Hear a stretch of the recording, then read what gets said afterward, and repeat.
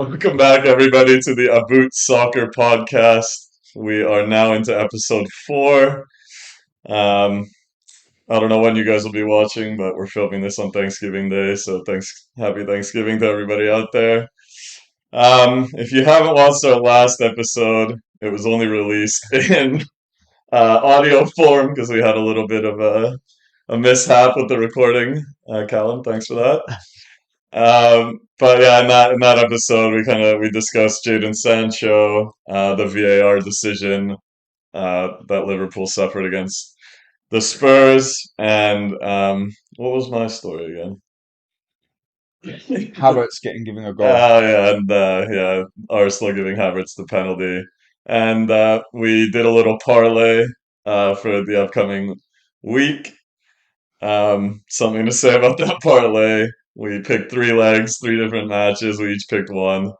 So I picked City beating Arsenal. We lost that leg. Callum picked United drawing, and we lost that leg. And Hassan picked Villa beating Wolves, and yeah, we lost that leg. So It was do tough. not use us for betting advice, but we will be doing another parlay at the end of this episode for a couple games in the international break. So yeah, let's jump into episode 4 of the podcast. Hopefully, all the cameras are running, and we'll be able to release this one on YouTube. Um, we're gonna go through the good, the bad, and the ugly again. So this week in the world of football, 3 stories. Uh, I want to start with Callum because he's gonna do the bad, and yeah, I think it's a topical topic. That a little bit of news that came out this week. So let's hear it, Callum. Yeah, Paul Pogba, his B sample was tested, and he has tested again positive for steroids, testosterone. So yes, just want to really talk about why you think he's done it, and really summarize his career because it's basically curtains for Pogba. Now he's going to get about a 4-year ban. I think he's protesting his innocence, but overall, this kind of just sums up, in my opinion, what kind of career he's had since he went back to United. It's been riddled with injuries, just really, really average. And you don't want to see like some of the like one of the most famous footballers in the world. And I don't know why most high profile footballers, and he's went and done a bit of tests. Like, what's your opinion on it? And it doesn't happen in football. Doping does not happen in football, in my opinion. I mean, you picked this story just to wind me up. I You've this argument so many times before. yeah, I mean, like, I told you what I thought, man. yeah, He did it out of passion. You yeah. know, he was injured. I think He the pain in his heart from being away from football. He just needed that testosterone to recover from his injuries and get back on the I pitch. think That's the what he did. whole France national team should be under investigation for doping, and they should be stripped of all their international honours, banned for 10 years, and heavily fined. Yeah, you'd like Yeah, I would love that. that. Bunch of cheats. Yeah, I mean, But jokes aside, it's really disappointing to see. it's a similar conversation that we had in, what was it, episode 2 or 3 about Neymar Mm. and his career and what type of legacy he leaves behind because I think it's very similar in career paths, different endings. Obviously, Neymar chose to go to Saudi Arabia, and No, it's way different because I mean, obviously he's in the tail light of his career. We know that Pogba is, but his his legacy will be tarnished that he's a drug cheat. It doesn't happen at this elite level. Well, I mean, think about the last footballer who's got done for doing steroids. Like we know it happens in combat sports, but yeah, it's gonna rarely happens at this level. And I can't think of another football player that. I mean, Rio Ferdinand once got a year, I think, a year ban because he missed a drugs test. legitimately though. Like I think the reason he did it, and I'm obviously joking when I say it was his passion for football that led him to do it, but I think he's just had so many injuries Oh over no, the past three, sure. 4 seasons, and I think he just got fed up. And I'm sure his trainers are like, mate, to rehab this properly, to come back stronger than you were before, you're gonna need to do this. And that was Just probably just like, okay, fuck. poorly advised. Yeah, or like he was just I like just don't know. fed up with all of his There, injury there history. must be a bit of desperation in there for sure. Oh Hundred no, yeah, percent. yeah. But just I would say like his career is definitely a bit disappointing. I know he's won the World Cup. I know he's won major trophies. Yeah, with the help of a bit of steroids, clearly, but Yeah, but honestly, he hasn't done anything for the last several years. I know you're a United fan, and we've had these debates before. I've argued for and against him, but overall, I'd say like there's not much you can do about injuries, right? Like injuries ruin a lot of people's careers. So yeah. like, Some of the top I do players. sympathize with him in that respect. But at the end of the day, if you're gonna cross that line where you're gonna cheat and do something against the rules, But don't that's what I think it differentiates from Neymar. Like we talked about Neymar and how he's just not a winner. right. He just can't win trophies. He can't be the leader of a team and win trophies.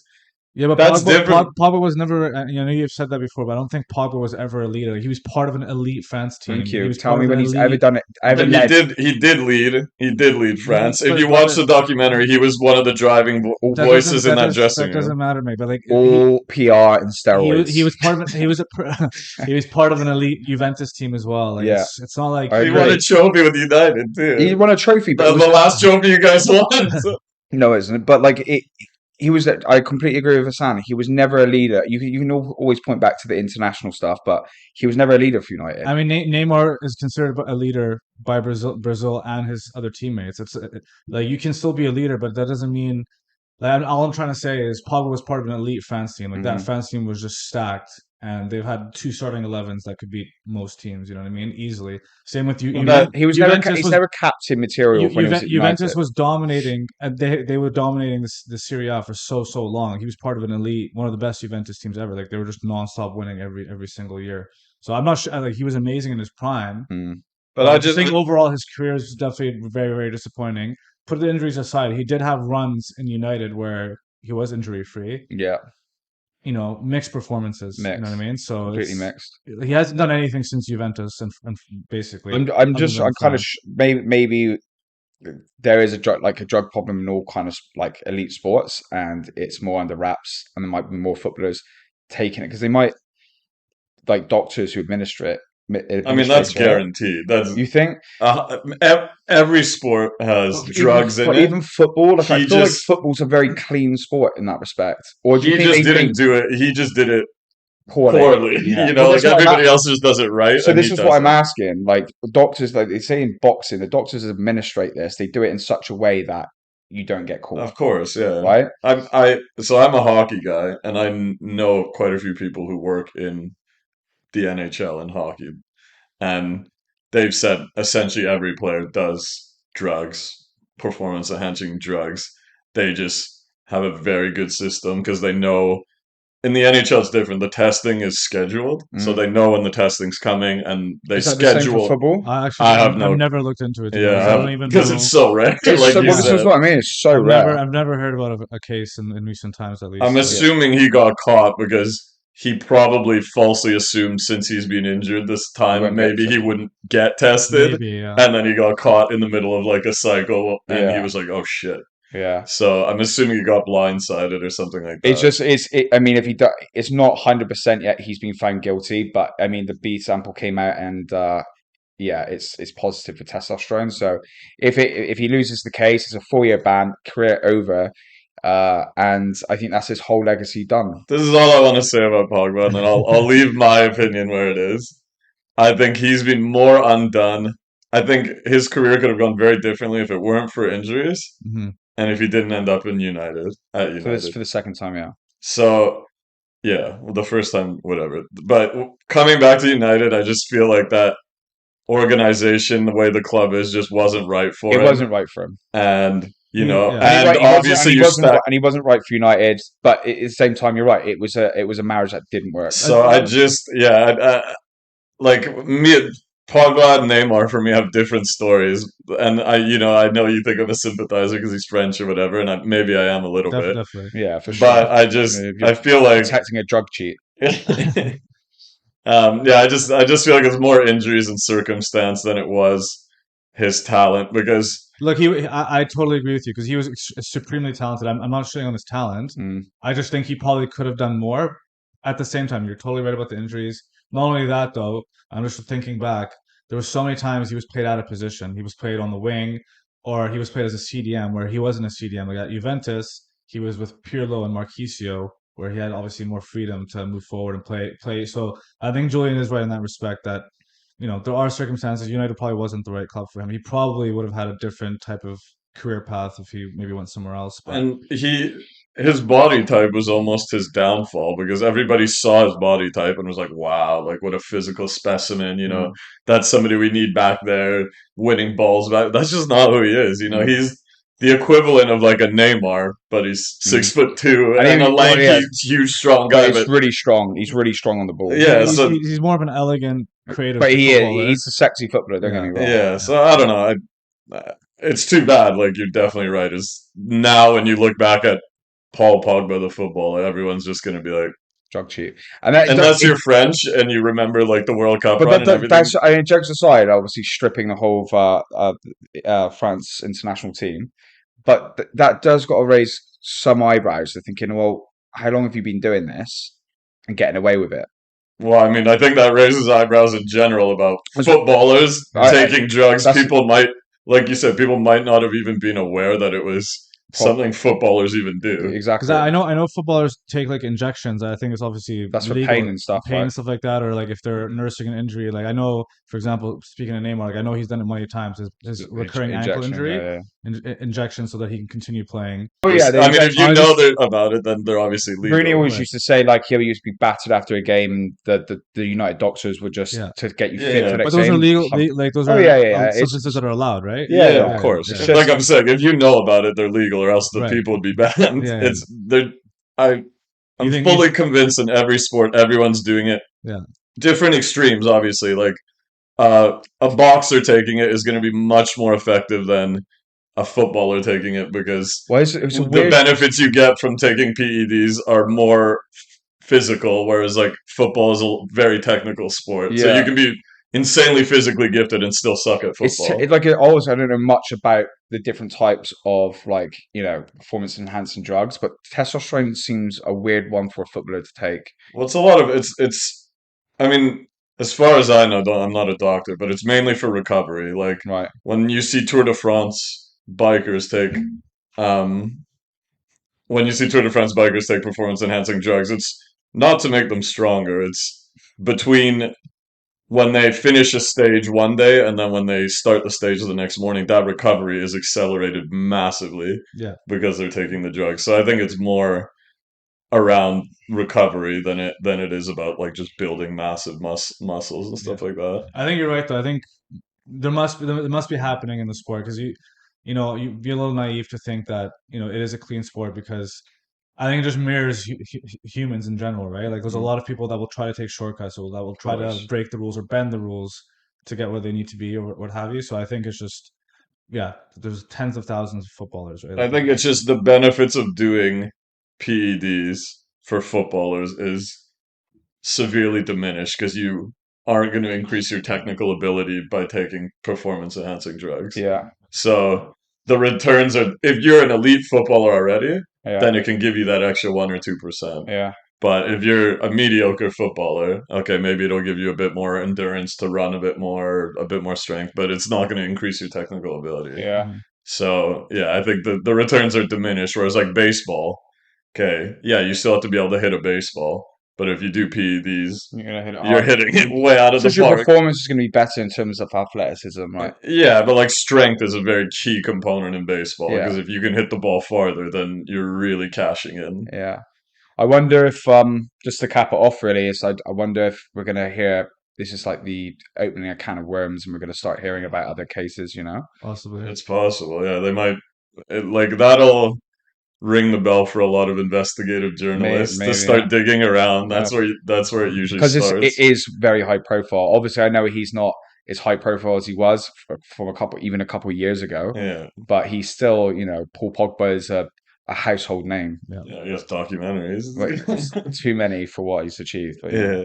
Okay, so moving on from the Paul Pogba conversation, that was the bad.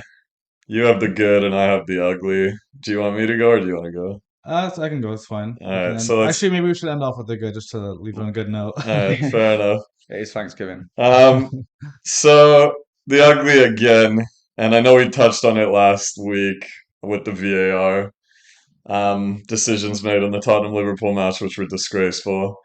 Uh, we're once again talking about refereeing in the Prem, and it's becoming more and more obvious that something needs to change because I don't know if either of you watched the Arsenal match. Hmm. Kovacic put in a tackle on Declan Rice.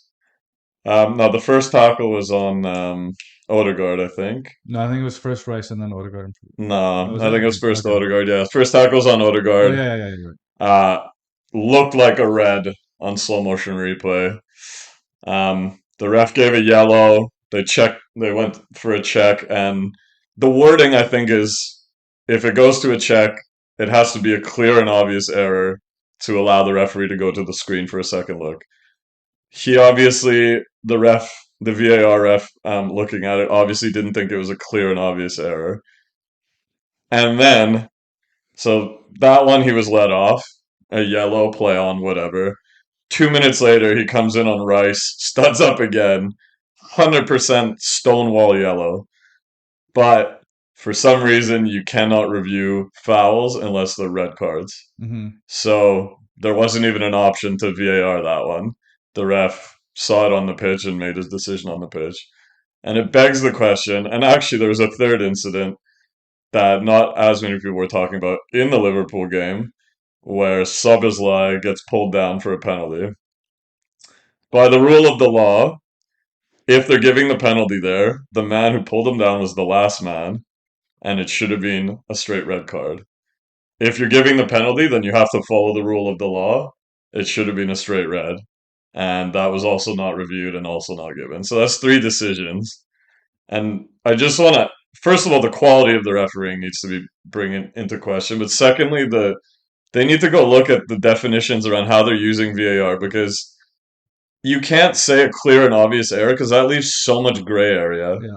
Like, if clearly it was a debatable red on the first tackle on Odegaard by Kovacic, the guy upstairs needs to look at it and say, look, this looks pretty close. You know, like that was a pretty bad tackle.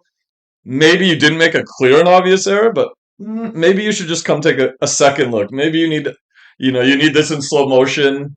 Just take a second look. If you still think it's a yellow after that second look, all good. Mm. But, because the verbiage is clear and obvious and it wasn't a clear and obvious error, he didn't go and check. And then on the second one, why can't you review other fouls on the pitch? Like a yellow can be just as consequential as a red. And if, a standard foul should have been a yellow, have the guy review it and give the yellow. I know, okay, then it begs in the question, oh, you're reviewing everything. Yeah. But that's what you get with VAR. That's what you get. But that's what I was going to chime in and say. That is the problem if you open that kind of webs. Now, look, listen, I kind of agree with where you're going with what you're saying. It's just that if you are going to start stopping the game for every and analyzing every single, so it has to be clear and obvious. But I mean, there's a lot of options to sort it out. They don't have to stop the game at all times. The ref upstairs can just be reviewing the incident, and then okay, if the game's going on, and then if he says then he brings it back. Then bring it back. Yeah. There's a lot. If you're gonna implement video, you can't half-ass implement it because that's what you get. You just get a ton of gray area and bullshit. You need to embrace it and develop a proper system. Like every other sport has done it. Exactly. And even when we were talking about the offside decision. You're watching the Champions League. They're using like some bird's eye technology. I think it's the same technology they use for tennis to call the ins and outs. They use it for the World Cup as well, semi-automated Yeah. offsides. And then for some reason, the Prem, you have some guy with his mouse drawing. Well, like, okay, pause the video now. Now, frame for frame. Now. And then, even, like, dragging a line. It's like, what the fuck is this shit? What's even worse is that the Prem were offered that technology because it's been used in the Champions League and the World Cup. And why have you seen it? Like the semi-automated one? Yeah. And the Prem rejected it. Don't know the reasons why, but they did. But we talked about it last week. Like the Prem is the best league in the world, hands down. Why are we not using the latest technology? Why are we not using all the tools that are available out there to give the best type of product? I think it's because the English fans are probably more reluctant than any other fans. No, but this technology is just good technology. Exactly. I'm not denying it. It just makes everything more accurate. Yeah. You already have goal line technology. I mean, sorry, offside. They're already drawing the lines. Yeah.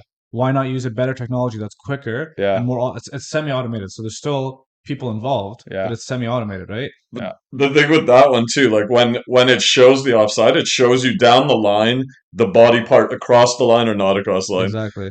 Whereas with the one they use in the Prem, the angle is like, oh, sometimes it's at a Yeah. diagonal angle, It looks. and then the lines and like people are like, oh, but that wasn't at the right angle. Look at like his, oh, the ball's not off his face. It's just so like The simple. semi-automated one shows like an actual Yeah, like a wall. a virtual wall that they Yeah. build, and it shows Yeah, the yeah. body I part mean, it going makes through complete it. sense. I know. I've seen it, and it should be And like definitely when implemented. fans are in the stadium, they see that they're like, oh, well, I know nothing to say. You I know know? you're saying that fans are reluctant to him. I don't think fans are reluctant. Like fans have been complaining about it for so long, right? We just want consistency, Yeah. right?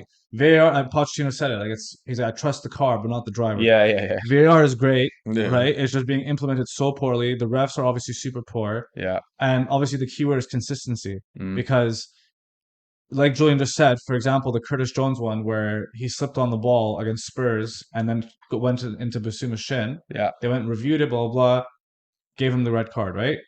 Here, it's an on purpose thing. Kovacic slid studs up first, straight into the guy's ankle. Yeah. Where's the consistency? There's no consistency Mm. whatsoever. Yeah. You're right. And I think Jules is right. They need to maybe alter the rules and the laws of the game where it's more clear cut. Of course, there's always going to be interpretation depending on the ref, but there shouldn't be this lack of consistency. Yeah. It's I don't follow much of any other sports anymore. But when I did, there was a lot more consistency in the refs for sure, and even in other football leagues as well, like other soccer leagues, Yeah. it's way more consistent. Why is the Prem one of the worst? You know, did you see Merce? I can't remember. He's retired now. He was on Soccer Mike Saturday. Mike Dean. Mike Dean. Yeah, Do you see that? Yeah. yeah, I did. Do you see that? Yeah. I mean, like, but that just sums up what you guys are saying. They need to change the letter of the law, right? Yeah. Of saying, oh, you just want to bring it back for the sake of it. And Merce was like, for the sake of it, for the sake of it. Yeah. It was onside. Yeah.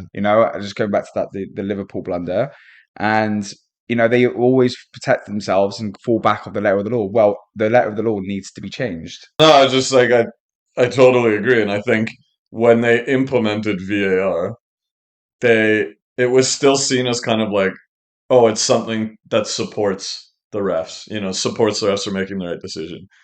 They need to implement it in a way, review all the verbiage and everything of all the rules to make it the primary decision-making system and do proper training with the refs to say, listen, great, your eye is your eye, but this is a slow motion replay that has no doubt in anyone's mind what has occurred. So now you're going to be depending on this system to make calls. We're not trusting your eyes anymore because mistakes are rampant. So we've stopped trusting your eyes. Now you go and you look at the screen, or you get the guy upstairs to tell you to look at the screen, or he looks at the screen and tells you the decision, whatever it may be. We're trusting this over your eyes because it's always going to be a better decision when you have technology involved and a slow motion replay where you can see the action. I know everyone says, oh, at full speed it looks different, whatever. But whatever your argument is, you'll get way more correct decisions doing it that way than you do like, oh, okay, the ref will make the call on the field, and then like if he feels he made a mistake or he needs some support, he can go and look at it. That's not how it should be. How would you handle them bringing it back? Question to both of you, especially you, because it was your team that happened to. It was onside. They realised they made a mistake, and you can change the letter of the law where you can bring the game back, right? But do you just stop the game as maybe the other team are on a counter and they're about to score, and you just stop the game, or do you wait until the ball goes out and then you bring it back? And then does that referee need to make the decision, or the decision's already made? Do you know what I mean? It can be. You can see how it's quite complicated. No, it's only complicated if people make it complicated. So if that goal stood, the play wouldn't have continued, right? Right. So you stop the play and it's done. Or if the ball goes out, you heard the audio. Yeah. Like they realize they made a mistake very quickly. Like Yeah. it's not going to take that long to realize that you've made a mistake, right? And that doesn't happen that often. Like offside should be black and white. That's why they should. I'm sure they will next season because of the criticism. They'll bring the semi-automated system in. Yeah. But just forget about the offsides. It's just in general the consistency is not there. Like like I said, the example of the Man City game, right? Somebody's going slide tackle first, studs up. That should be a red. But in another game, it is a red. You know what I mean? There just needs to be way more consistency. Refs need better training, and they've been saying it for years before the VAR even got introduced. By the way, refs have always been criticized, especially in the Prem. But that's how you create consistency and you eliminate the human Human error. element. Yeah, the It's human. because, yeah, every ref has like a different interpretation of the rules. Whereas a computer, Mhm. I know as robotic and like whatever, you can argue, oh, it's not traditional, there's a human element to sports. It's like there is a human element but when there's billions of dollars on the line, the call has to be correct, and the computer is always going to make a better call than some guy on the pitch who saw it from like 30 yards away And I've from a covered angle, and he's like, I've seen like fans comment like, "Oh, it's always been like this." That's great, but every sport has evolved. Even soccer's evolved so much. Like goal line technology. Mm. Think about the England. The Think about English, the yeah. England Germany No, game. I actually think the majority of football fans in England now have got on board with VAR. I think they have. The issue is exactly what you guys are It's the saying. They implementation and need to consistency. implement it and apply it correctly, so it doesn't take the emotion out of the game. So it doesn't, if they're using it properly, they can still have you can still have the best of both worlds. You You keep the can. emotion, keep the fluidity of football, and and just having correct decision after correct decision. you can have like it happens in hockey as well. The play continues to go on while the review is happening upstairs, and then if the call needs to be changed, the ref They blows the whistle and straight says, away. "Okay, stop. The call's been reviewed. I'm just going to go talk." He talks. Okay, yeah, we're changing the call. We're giving a goal, and then they check the time when the goal is given, and they bring the game back to that time. Yeah. In football, they can add time Yeah. at the end of the Or half or like whatever the it may be. decision's already made.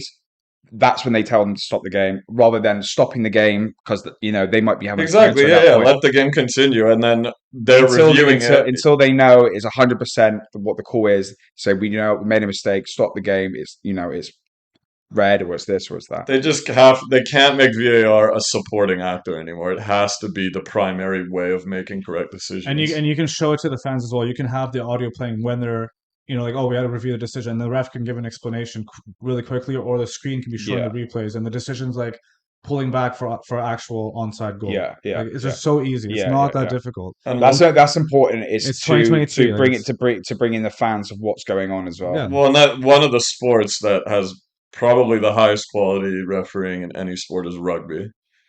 Everyone respects the referees, which would be great in football because it's a disgrace yeah. how some players act towards the ref. Yeah, Secondly, the ref has nowhere to hide. When he's making a decision, he has a mic, he has to turn that on and verbalize the decision to everyone in the stadium. yeah, So he has nowhere to hide. So he has to make, I mean, you can't throw people into that right away. You have to train them, but he has to verbalize his decision making so that everyone in the stadium can hear and, he can be held accountable for what he's doing. yeah. And I think, if So you see it's a good point. I think if they did implement that into football, they'll be very well. I think it's just all eyes are on you really, so you're just more careful. And another like kind of added side bonus to that is when players come and speak to the ref, they know his mic is on, Yeah, so so they'll get they limit what they say, or else they're going to be found yeah out they'll as get well. fined. So, Yeah. yeah, just another horrible weekend for refing in the Prem, and it shouldn't be a conversation this often, especially when you're talking about the best league in the world. So, There we are. yeah, hopefully it improves. Like Hassan said, though. Let's jump into the good to end our Thanksgiving episode here. Yeah, I'll just end off with some late heroics from several people this weekend. I'll start with the one I hated the most, which was Manchester United. Scott McTominay. I'm thankful for Scott McTominay this Thanksgiving. Yeah, that's good. We um, should have done that. Who are we thankful for? What's that? um, We should have done a who are we thankful Yeah, for? no, sure. Yeah, we missed a trick there.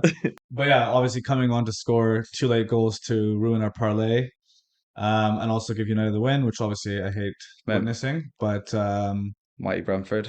sorry, We pushed aside the mighty Brentford. yeah, I mean they've been struggling, and they probably should have won that game. Yeah, So I mean, yeah. I'm sure they're super disappointed. But McTominay seems like he loves scoring for Scotland. Yeah, that's what I'm about to say. He's So been doing well for Scotland, yeah, so he's bringing that goal scoring I Yeah. love form the to England. announcer. The announcer mentioned that right as he Yeah, was coming on, and I was like, "Ah, he's gonna do it now, isn't he?" They were like, "Oh yeah, can he bring his goal scoring form from his international duties?" Scores two. Yeah. yeah. Beautiful. So yeah, he scored two. Obviously, elation for the United fans. So yeah, there's that one, and then the one I liked a lot more was Martinelli coming on. Come on. Martinelli coming on for Arsenal to put City to the sword, which is beautiful to see. Was That's beautiful. That's 3 domestic losses in a row for City now, which is beautiful. Mm-hmm. I The was first back-to-back losses since in the league since 2018. Nice. gonna say I'll hold my hand up. I picked City in the parlay, Yeah, and should have had more faith in the team. yeah, But what I will say is, I was saying to you, Arteta. It was a very static game. very. But I think that's Arteta growing as a manager and realizing, listen, we cannot play that attacking, expansive football against a team like City. You're just going to get Well, exposed. exactly. Like they played a way different way than they did before. They were way more structured and rigid, Yeah, which is what like that's obviously the better way to do it. And obviously, City only managed 4 shots all game, which was the lowest they've ever recorded, I think, under Pep, Yeah, yeah, which man. is an insane stat. Think about it, 4 shots is nothing. Like City's usually hammering Yeah, yeah, people yeah, with yeah, yeah. shots, It's right? constant attacks. And Saliba had Haaland in his pocket. oh Yeah, yeah. yeah. And Haaland with a 0 XG. yeah, I know Julian doesn't like stats, but 100% aerial duels won, 100% duels won, I think, for Saliba. 97% passing accuracy, like just an Man, absolute beast. hopefully he's on the wane already. Yeah.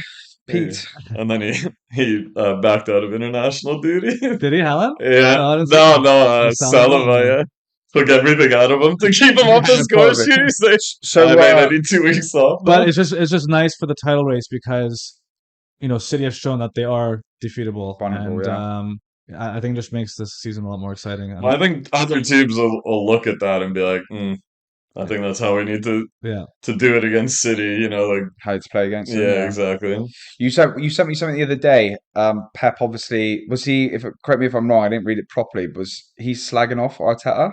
a little bit, but that's just Pep style. After Because games, they're obviously they're close. mates. Oh yeah, Yeah, they're they're mates. mates But for He sure. compliments them but afterwards, he was but just a bit bitter It was a grapes, little was bit. he? It was a little bit. it Yeah, was yeah. like a little like a backhanded What compliment. what did Like, he say? What did he say? he was saying stuff like, "Oh yeah, that's just how Arteta is. He demands the board give him money so he can spend it on players. That's just how he is. He's very demanding. It's like, mate, shut up. Yeah. He's He, just he, sour." he's Yeah, basically so saying that bitter. everybody complains about City and their spending, and like Arteta spent a lot, which he has, Yeah, but like so that's basically a dig at that, basically. yeah, Yeah, he was saying like, "Oh, everybody would complain if we spent that much on a player." yeah, But then when Arsenal do it, it's seen as a brilliant move. It's like, Just sour shut grapes. I up. can't stand Yeah, it. yeah. I get can't out of stand it. here.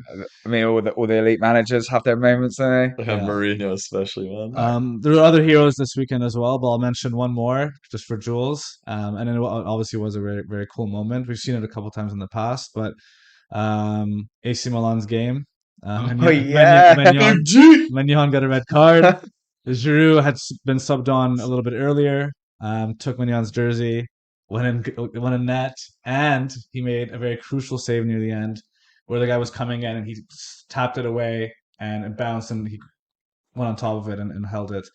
And I don't know if you guys saw, but AC Milan's Yeah, added him as a yeah. goalkeeper on their So website. funny. Yeah, It's they're so He's selling. selling the jerseys as well. it's So so good. good. That's so good. And I think Syria. I don't know if it was a meme or not, but I'm pretty sure it was accurate because Lukaku was in there and stuff like that. But it said best 11 of the weekend, and it had Giroud. It was just really funny. Yeah, But yeah, yeah, I yeah. just those are want to such say, funny moments. what can this man not do? It's actually quite jokes that you've always said that. He's such a You legend. stuck him in goal and he made a quite a crucial save. Yeah. Honestly, I have him over Anana at the moment. Yeah, Honestly. Oh, mate. you haven't seen the memes yet? Giroud 1, Onana 0. Yeah, It I was seen so it. good. Seen it. But yeah, you obviously love to see those last minute heroics. That's obviously one of the most beautiful aspects of the sport, just the late drama. And Yeah, yeah. yeah, those are a few games that had it. Yeah, I mean that's what you always say. It's like a Unscripted, Hollywood, Unscripted unscripted Hollywood. Hollywood. yeah, unscripted Hollywood. Yeah. So yeah, it was a great weekend of football. A lot of good results. Unfortunately, another international break coming up, so 2 weeks of dead matches. But we will pick another parlay for the international break. Um, I want to preface this by saying, do not bet the same parlays we picked because we went 0-3 this week. Um, but yeah, we'll jump into another parlay. We'll put $10 on it and see if we can roll it forward. Couple interesting games this week that you might want to watch. One is Netherlands France, and the other England Italy. I don't know if we're going to choose any of those for the parlay, but I think what are you choosing for your leg? England, Italy. England, Yeah, yeah. yeah. 3-1 to England, easy. Bellingham. He's just gonna boss it. So you're picking England to beat Italy? Yeah, 3-1. You couldn't give us like an easier result, like I would have if it wasn't for somebody playing McTominay. Luxembourg or something like If it that. wasn't for McTominay and his stupid equaliser and then winner, I would have had the Brentford one right as well. So. Yeah, I guess we're all 0-1 on our legs, so maybe we should keep track of who's won the most legs. Yeah, I mean, I agree with Cal. I do think England will win this. Yeah. There's too many players in really good form. Yeah. Just depends. It honestly, just comes down to Southgate. Southgate determines if we win or lose. Yeah. I mean, If he, Southgate will probably start like Mason Mount over Bellingham or something. Probably. I mean, To be honest, even Rashford's had a terrible start to the season. Like I Yeah. can't think of obviously Shaw's out, but like don't put any United players in at the moment. Do you know what I mean? Yeah. yeah. So I'm gonna go for more of a tap in just to get us off the board or off the mark in the parlay department. But I'm gonna go Portugal beating Slovenia. Cool. Yeah, I mean, I don't really need to talk too much about it. I'm probably gonna be wrong, but yeah, we'll take one. We'll take one there. Yeah, I'm gonna try to do another tap in as well. I mean, a little bit of a closer matchup with Croatia and Turkey. Obviously, Turkey have some really good players, but I think Croatia, just with all their experience, they'll get over the line and get us the first win for the parlay. Who So, they're playing Wales? Yeah, well, there's two. They're playing two Oh, matches. okay. Yeah. Right, But right. I chose the Croatia Turkey one. Nice. Turkey's been like, They've been pretty bad. yeah. I mean, this is completely off topic, but Mm, you look at the talent on that team. Every underutilized. year, I'm like, oh yeah, they'll be a dark horse, and they don't even qualify for the World Cup. Like they've been so bad over the last few years. Yeah, Mm. they've been great. Okay, There we well, are. yeah, we'll update you on the parlay. Happy Thanksgiving, everybody, and that's it for us for episode 4. See ya. See you guys. Cheers, mint talent.